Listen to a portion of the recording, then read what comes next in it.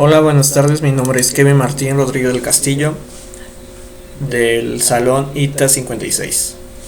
El día de hoy vamos a hablar sobre la tarea número 11, la cual habla sobre los grupos de datos en LabVIEW, en específico de los clusters. Los clusters agrupan elementos de datos de diferentes tipos. Un ejemplo de un clúster de error de LabVIEW, el cual combina un valor booleano, un valor numérico y uno de cadena de caracteres. Un clúster es similar a un registro o una estructura en lenguajes de programación en texto.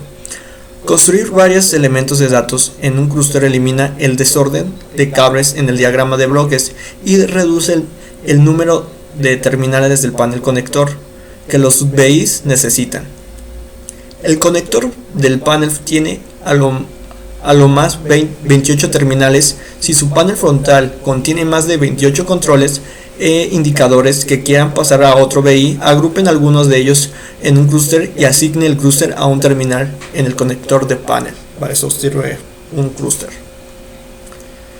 El orden de elementos de un clúster.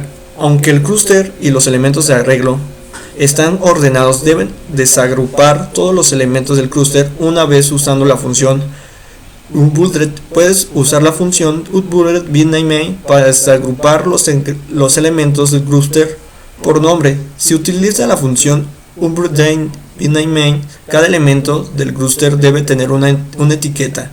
Los clústeres también se diferencian de los arreglos, ya que tienen un tamaño fijo. ¿Cómo se crea un clúster? Primero tenemos que poner un control o indicador. Crear un control o indicador de clúster en el panel frontal al añadir una estructura de clúster al panel, como se muestra en la figura, y después de ahí arrastrar un objeto de datos o elemento que puede ser un control o indicador numérico. Aquí está el clúster, lo arrastramos y lo colocamos adentro de. El segundo paso es crear una constante del clúster. Para crear una constante de clúster en el diagrama de bloques, seleccione un clúster constante en las funciones y coloque la estructura de clúster en el diagrama de bloques y coloque una constante de cadena de caracteres numérica o constante booleano. El tercer paso es usar una función clúster. Utilice las funciones de clúster para crear y manipular clústeres. Por ejemplo, puede realizar tareas similares a las siguientes.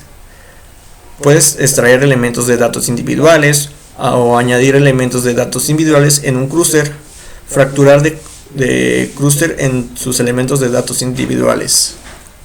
Use la función bundle para ensamblar a un clúster. Use la función bname para modificar un clúster y usar la función unbundle, la función para desamblar otro clúster. El paso siguiente y el último es un ensamblaje de clúster. Use la función bundle para asamblar un clúster desde los elementos individuales para cambiar los valores de los elementos.